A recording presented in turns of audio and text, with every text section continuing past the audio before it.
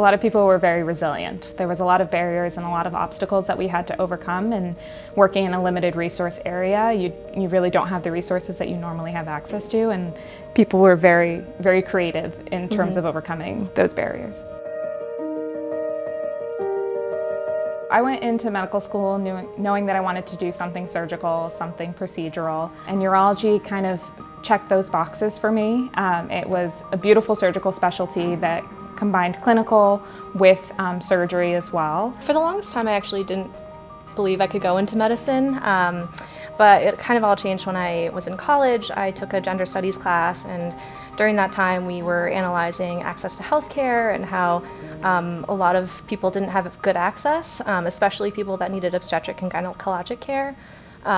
So I was just really struck by those stories, and that was ultimately what led me to medicine and OB-GYN.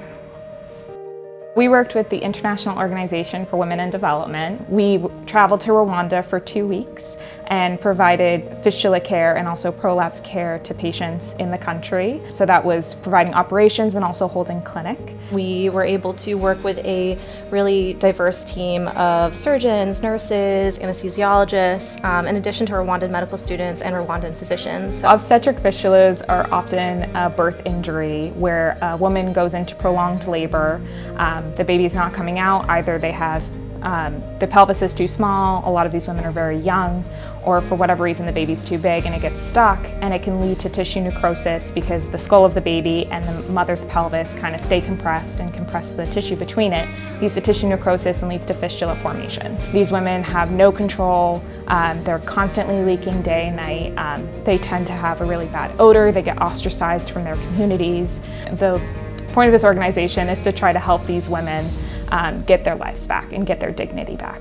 Global health has always been a very personal interest of mine. I immigrated here and I intend to set up a women's clinic in the Philippines where my mom is from. And so kind of having this experience and being able to, I've really put context to what I imagine things would be in the future for me, I think is really important, and is a really important stepping stone to where I plan to be in the future. We operated for 8 days total.